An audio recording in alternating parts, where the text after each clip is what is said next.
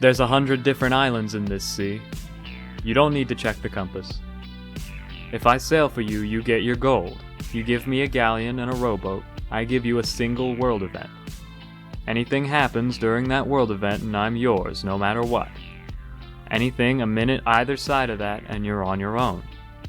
I don't repair holes, I don't raise anchor, I don't carry a blunderbuss. I sail.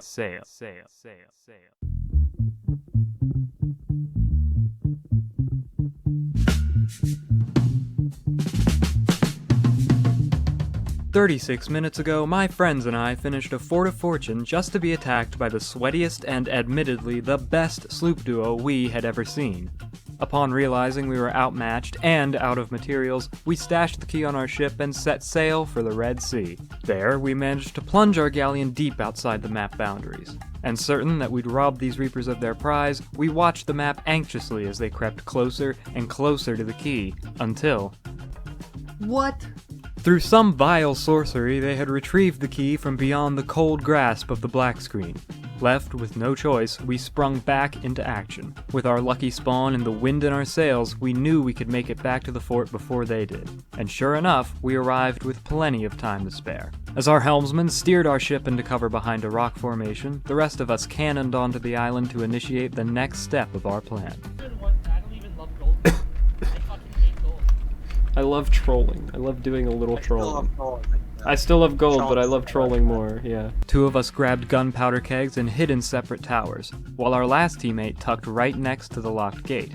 Why next to the locked gate, you ask? Because beyond that gate is an ancient keg of black powder, the nuclear bomb of the Seven Seas, capable of riddling any ship with enough holes to sink it in seconds flat. The perfect finishing blow to our rivals. And the key to the gate was being kindly delivered right to us. It wasn't long after I got all barreled up that I saw our package pull into view. Tensions were high as the duo raised their sail and drifted to a stop along the shore. Then it began. They both hopped off their ship with the key in hand and started running up to the fort. Having warned my friends, I broke cover and immediately speed-read the first chapter of my favorite novel, Legends of the Sea-7. McGoofin and I performed the most tense 10-second swim of our lives, boarded their ship, and dumped the kegs. Now, check out this surgical extraction. Jump! It seems that we had used up our collective brainpower on the planning of this mission, because we went absolutely ape mode when the kegs went off. Goofin forgot to run after lighting his fuse, and I immediately dove into the water where I was summarily executed. We could only hope that the holes we gave them would be enough of a distraction to let our last bomber get to them with the nuke keg. I was on the Ferry of the Damned when I heard the news. That's okay. If there was any ever doubt in our minds that these were the best players we had ever faced off against, it was eradicated after that. Not only was our suicide run not enough to sink them, but we had just delivered them the deadliest explosive in the game. They haven't seen a keg. It was over. In the midst of berating myself for not waiting to light my keg until they were on board, I remembered why we were here. We didn't want the loot or riches. We only wanted one thing. War. I fucking love war. Our helmsman sailed us back to the fort, where I cannoned off and snatched the chest of legends. In a fit of hysteria, I began taunting them so ferociously that I did not at all notice the gun against my head.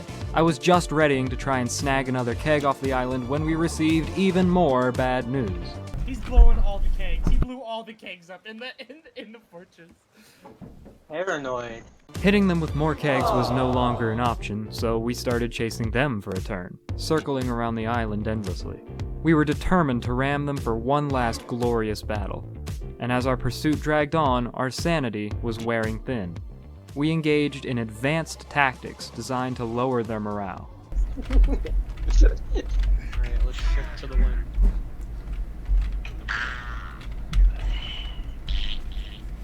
Oh, hell no.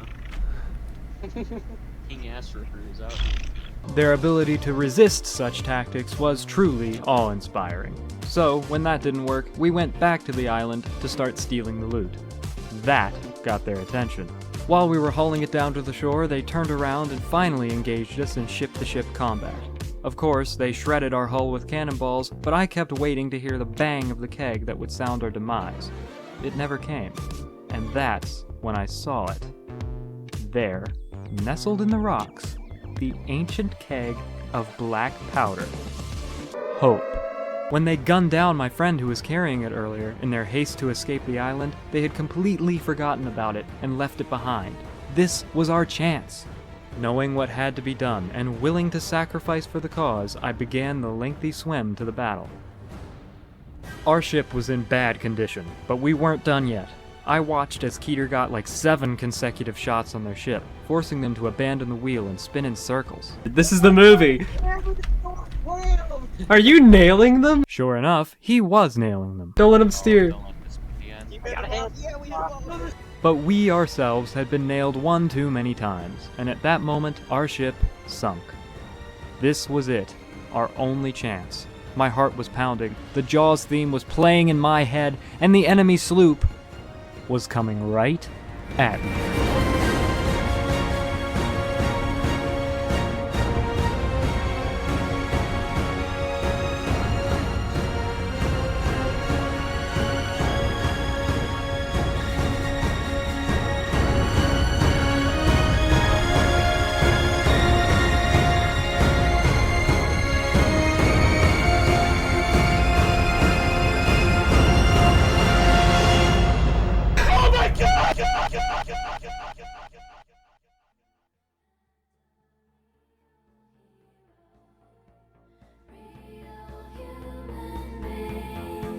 I am told that Corn Moth, our last standing crewmate, had an epic final duel with one of the Reapers among the wreckage of our ships. Unfortunately, I was not alive to capture this, so I'll leave you with these crazed ravings instead. Oh shit. You know, north by northwest. North by northwest. Oh my God, we got him! We set sail on our new ship and watched the map with bated breath as the Reaper duo disappeared once and for all. When we arrived, we saw a different sloop had already started retrieving loot from the water, but our mission was complete.